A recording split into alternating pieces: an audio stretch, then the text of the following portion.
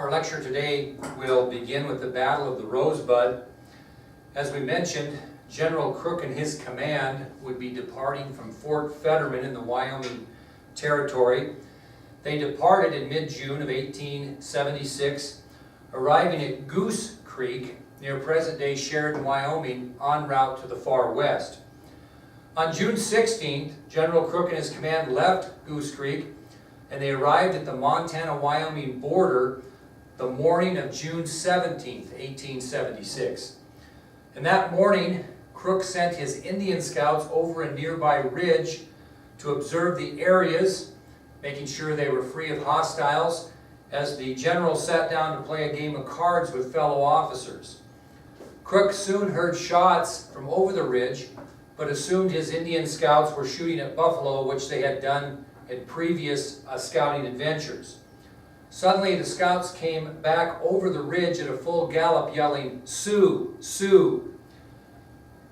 To get himself organized, General Crook then ordered Captain Anson Mills and his command to ride over the ridge to try to push the Sioux back so he could organize his troops. Once Crook got his troops organized, he ordered his command to the top of an adjoining ridge to prevent from being trapped in the valley.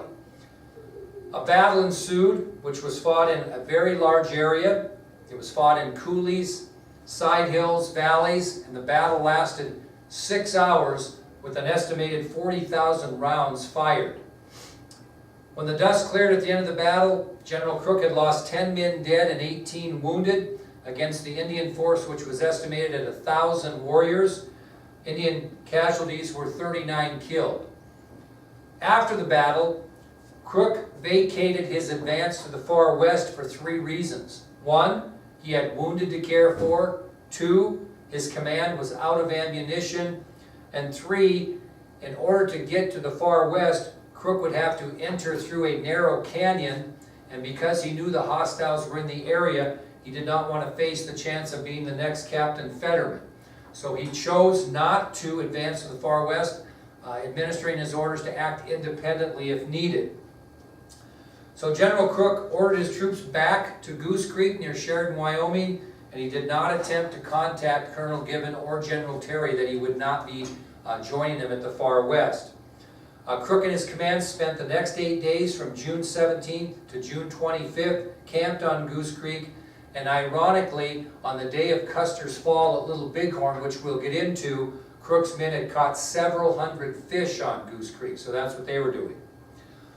Crook never did have to explain his actions. He didn't suffer any consequences for that, mainly because of the order that they could act independently. A lot of historians believe he should have gone back for ammunition and at least returned to try to make contact with Gibbon and Terry. The positive thing for the Battle of the Rosebud was that soon the word of the victory allowed Indian warriors to gain confidence. Those that fought there and those that heard of the great victory ended up with Sitting Bull at the Little Bighorn doubling Sitting Bull's warrior count as a result of the great victory at the Rosebud. The meeting at the far west is our next subtopic. And prior to that meeting, the morning of June 21st, 1876, General Terry assigned Lieutenant Colonel George Custer command of the 7th Cavalry, despite what President Grant had wished for. At the time, the 7th Cavalry was made up of 31 officers, 566 enlisted men, and 35 Crow and Arikara scouts.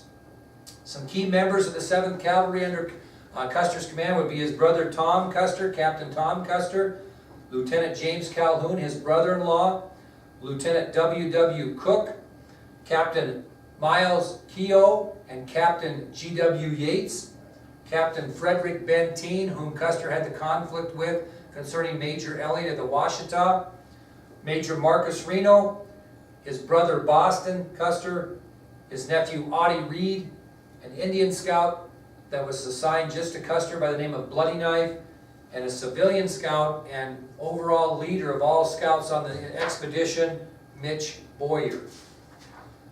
Later that morning, General Terry, Colonel Gibbon, and Lieutenant Colonel Custer did hold a conference on the steamship Far West, which was under the command of Grant Marsh.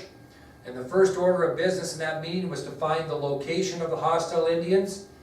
Crow Scouts had been scouting their whereabouts for some time, and they predicted that the hostiles were in one of two places, either at the southern part of Rosebud Creek or on the Little Bighorn River. The Battle of the Rosebud was fought on the southern part of Rosebud Creek, so actually the Crow Scouts were correct in both their assumptions. Their Indians were in the southern part of Rosebud Creek, which were now moving to the Little Bighorn.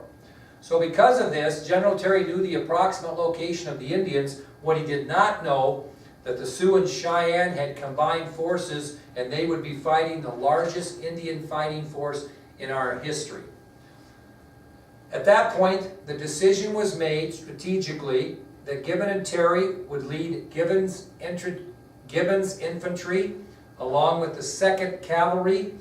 Those two forces would proceed up the Yellowstone River, cross the Yellowstone River, and head south toward the Bighorn River.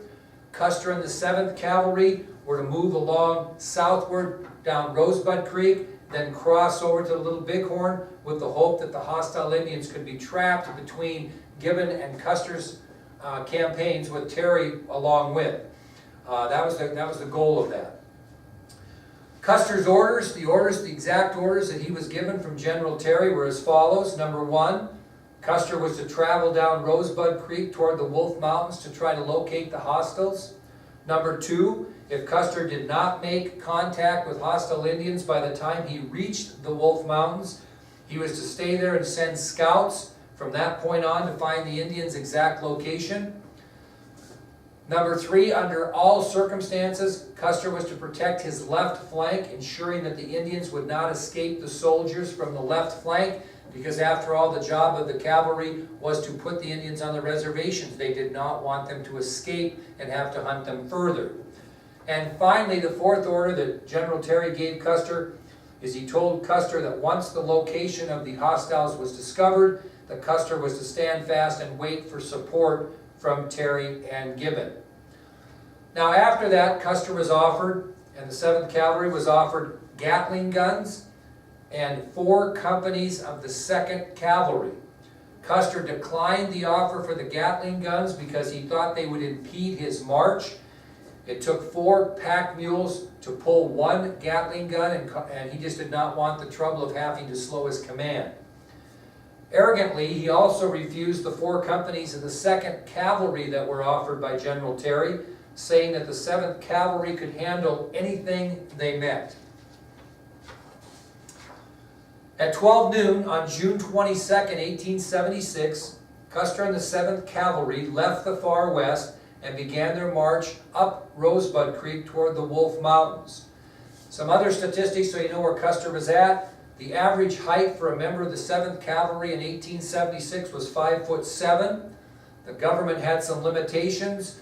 A height of 6 foot and a weight limit of 160 pounds was necessary to be a member of the 7th Cavalry or any cavalry because the government was concerned about the strain on horses.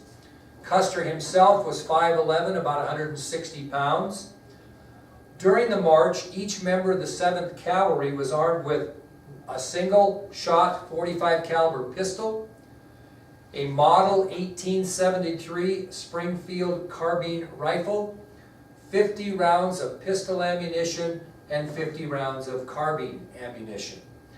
No sabers were carried on the expedition by the enlisted men. They were all boxed before they left, as they thought they would be cumbersome as well. However, officers were allowed to carry their own personal weapons. So if they had a saber or they had a personal weapon they were fond of, they could take that, officers only. Also, another thing to note is that military uniforms were not required for the campaign.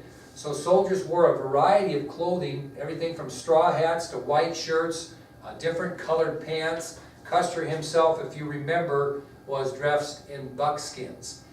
Tomorrow we're going to talk about Custer's final emotional departure with his orders and tell you how he marches his men toward the Little Bighorn by virtue of going south down Rosebud Creek.